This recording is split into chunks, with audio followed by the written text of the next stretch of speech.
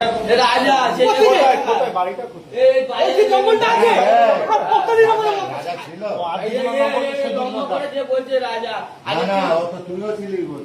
আমি ছিলাম নি স্যার, আমার ধর্ম কথা বলছি।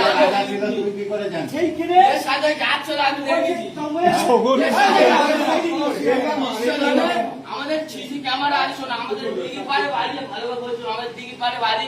যে রাত্রিবেলা ক্যামেরা, তুমি এখন ক্যামেরা খুললে ধরতে পারবে কে কে ঘুরছিল, কে কে যাচ্ছিল। ক্যামেরা আমাদের মনের মাথায় ক্যামেরা আছে, ক্যামেরা তুমি দেখো। আমি বলতেছি তুই কি করে ক্যামেরা দেখবি? আর আমার সব তো ক্যামেরা ঠিক আছে, তুই ক্যামেরা চেক করলি কেন? আমি চেক করিনি। আমার ক্যামেরা আমি চেক করে দেখো কে ছিল, বুঝতে পারবি। মেয়ে নাই, এ আরে বাকি ছেলে রাজা, রাজা যে অটো চালা। কত ছিল রে? কত বলছে তো ইয়ে কে কত বলছে? ওই পারে গেছে। ওই দুটো স্যার আমাদের পারমিশন দিন তুলে আনো। ও স্যার ওই দুটো আমাদের আমরা গেলে হবে না।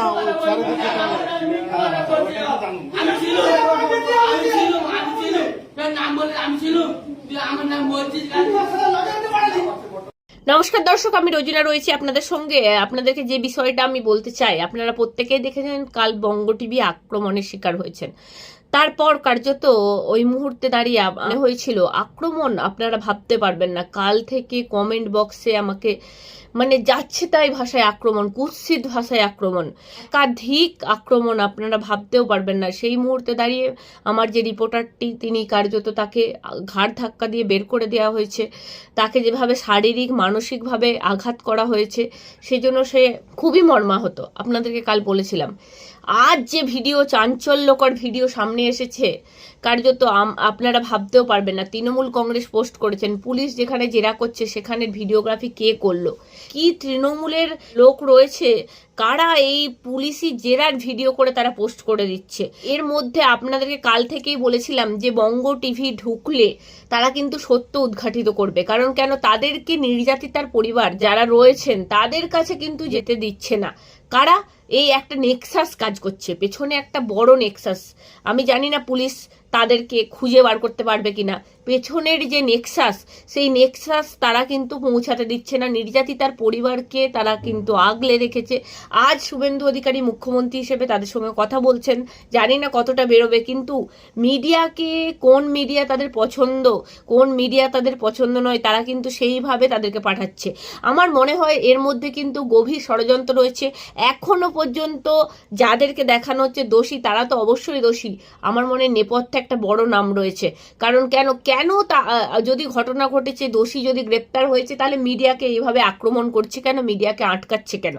বিশেষ করে বঙ্গ টিভিকে আপনারা প্রত্যেকে জানেন, আমরা সন্দেশখালির সময়ও কিন্তু নেপথ্যে গভীরে গিয়ে সেই তদন্ত উদ্ঘাটিত করেছিলাম। কার্যত আমরা ফাঁস করে দিয়েছিলাম কাদের নেক্সাস চলছে। অভিষেক বন্দ্যোপাধ্যায় ভাইপো যে কার্যত সাংবাদিকগুলোকে পাঠিয়ে সন্দেশখালির মিথ্যা ভিডিও করেছিল, কার্যত বিজেপিকে কলঙ্কিত করতে চেয়েছিল, তখনও কিন্তু আমরা সন্দেশখালি ঢুকে সেই জবাডানির বক্তব্য দেখেছেন, আমি ঢুকেছিলাম। আজ নেপথ্যে একটা নাম রয়েছে যাকে আড়াল করার চেষ্টা করা হচ্ছে। আমার যতদূর মনে হয় আড়াল করার জন্যই তাদেরই নেক্সাস ওই নির্যাতিতার গেটের বাইরে দাঁড়িয়ে হই হই করছে। আসল যারা অনেস্ট খবর তুলে আনবে তাদেরকে সামনে যেতে দিতে চাইছে না। আর একটা বিষয়, আমি যে বিষয়টা আপনাদেরকে জানাবো, আপনারা দেখবেন আজ পুলিশি জেরার ভিডিও তৃণমূল কংগ্রেসের পেজে পোস্ট হয়ে গেছে। কিন্তু পুলিশি জেরার সময় কে এমন ছিল, কারা এমন ছিল পুলিশি জেরার সময় যে তারা ওইখানের ভিডিওগ্রাফি করছে। পুলিশ যখন এই দুই খুনি, এই দুই ধর্ষক, তাদেরকে যখন জেরা করছে, তাহলে পুলিশ কাদেরকে রেখে এই সমস্ত করছিল যে তার ভিডিওগ্রাফি করে তৃণমূল কংগ্রেস তাদের পেজে পোস্ট করে দিতে পারলো? কারা এরা? এদেরকেও তো তদন্তের আওতায় আনতে হবে।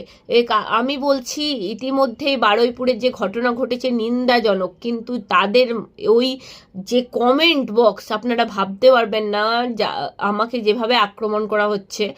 মানে কার্যত আমিও নিজে মানসিকভাবে বিধ্বস্ত যে আমরা অনেস্ট খবর আপনারা প্রত্যেকেই দেখেছেন, আরজি কর থেকে শুরু করে সমস্ত সময় আমরা সঠিক খবর তুলে ধরেছি। কি ঘটনা ঘটেছে, নেপথ্যে কারা রয়েছে সেই তদন্ত আমরাও, মিডিয়া যেভাবে খবর তুলে আনে নেপথ্যে কি কারা রয়েছে, কাদের হাত থাকতে পারে, বিভিন্ন মানুষের সাথে কথা বলা, তাদের থেকে কি বেরোচ্ছে, কারা আড়াল হয়ে যাচ্ছে, তাদের কথাগুলোও তুলে ধরা, সেই মুভমেন্ট কিন্তু আমাদেরকে করতে দেওয়া হয়নি। আমার মনে হয় নেপথ্যে একটা বড় চক্র আছে যারা তাদের নাম প্রকাশ্যে আনতে দিতে চাইছে না। এখনো পর্যন্ত আমার মনে হয় যাদেরকে ধরা হয়েছে তাদেরকে জেরা করলে স্পষ্ট বোঝা যাবে এই ঘটনার মোটিভ কি ছিল। এই ধরনের একটা বড় নেক্সাস, কিডন্যাপিং করে কার্যত ধর্ষণ করে মেরে দেওয়া হয়েছে, এইরকমই যদি তথ্য ঘটে থাকে তাহলে এদের পেছনে একটা বড় নেপথ্যের চক্র রয়েছে। সেই চক্রই কার্যত বাধা দিচ্ছে, সমস্ত খবর প্রকাশ্যে আনতে দিচ্ছে না। আমিও মুখ্যমন্ত্রীর কাছে অনুরোধ করব, কার্যত এই যে ভেতরের যে চক্র, এদের মাথা একদিনে এই ঘটনা হয়নি। এই ঘটনার যে পুরো ব্লুপ্রিন্ট রচিত হয়েছে, কার মাথা থেকে এই ঘটনার ব্লুপ্রিন্ট বার হয়েছে, এই ঘটনার সাথে আরো কারা যুক্ত, এই ঘটনার নেপথ্যে যদি বড় মাথা থেকে থাকে এদেরকে জেরা করে একদম মুখোমুখি বসিয়ে জেরা করে তাদের নাম বের করে আনতে হবে। আমার যতদূর মনে হয়, আমি যেভাবে কভারেজ করেছি, আপনারা বিভিন্ন কভারেজ, শুধু সন্দেশখালি নয়, আরজি করের ক্ষেত্রেও আপনারা দেখেছেন, কামদুনির ক্ষেত্রেও দেখেছেন, প্রত্যেকেই বলছে এর মধ্যে বড় নেক্সাস কাজ করছে। সেই নেক্সাস, সেই বড় মাথা যাকে আড়াল করার জন্য নির্যাতিতার গেটের সামনে কিছু বাহিনী দাঁড় করিয়ে দেওয়া হয়েছে যে তোরা পছন্দ মতো মিডিয়া দেখে দেখে পাঠাবি যাতে আমাদের আসল নাম না বেরিয়ে আসে, সেই যে আটকানোর চেষ্টা, সেটা মুখ্যমন্ত্রীকে বলবো আপনি লক্ষ্য করুন কাকে বাঁচানোর চেষ্টা করা হচ্ছে। পুলিশের জেরার ভিডিও তৃণমূল কংগ্রেসের হাতে যায় কি করে, তৃণমূল কংগ্রেসের কাছে যাচ্ছে কিভাবে, এই তথ্যও তো আমাদেরকে জানতে হবে। ইতিমধ্যেই তদন্ত শুরু হয়েছে। আমি বলবো নেপথ্যে একটা বড় চক্র কাজ করছে, যারা আক্রমণ করছে, একটা বড় নেক্সাস। তারা কিন্তু আমাদেরকে কমেন্ট বক্সে এসে কমেন্ট করছে, অকথ্য ভাষায় গালাগালি করছে। এই কভারেজ কারা সামনে আসতে দিতে চাইছে না, কারা সত্য প্রকাশ হতে দিতে চাইছে না, এর মধ্যে কিন্তু একটা বড় চক্রান্ত আছে। এটা বেরোলে আপনারা কি বলবেন দর্শক, অবশ্যই কমেন্ট বক্সে কমেন্ট করবেন। পুলিশের জেরার ভিডিও কি করে তৃণমূল কংগ্রেসের কাছে যায় সেটা আমাদেরকে জানতে হবে। তার মানে প্রত্যেকটা ক্ষেত্রে এই নেক্সাস কাজ করছে, যাদের এর মধ্যে একটা বড় মাথা আছে, যারা বাচ্চাটাকে বুঝিয়ে নিয়ে গেছে, 10,000 টাকা টোপ দিয়েছে, কার্যত এর মধ্যে আসল ব্লুপ্রিন্ট কে রচনা করেছে, মাথাকে, সেই মাথাকেও কিন্তু ধরতে হবে।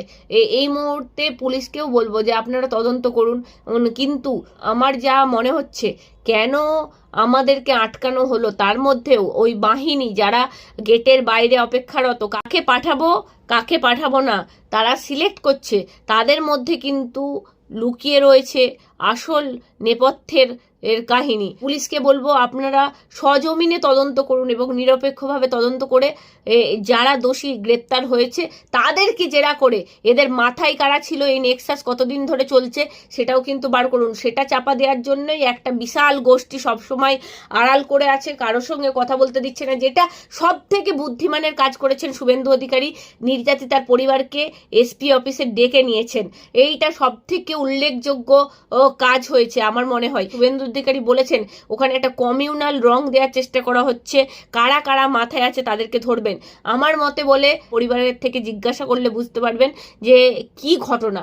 আসল ঘটনা চাপা দেওয়ার জন্য একটা বিশাল গোষ্ঠী নেমে পড়েছে মাঠে, তারা কিন্তু চাপা দেওয়ার চেষ্টা করছে। সেই গোষ্ঠীর মাথায় কারা রয়েছে তাদেরকেও কিন্তু শাস্তি দেওয়া উচিত।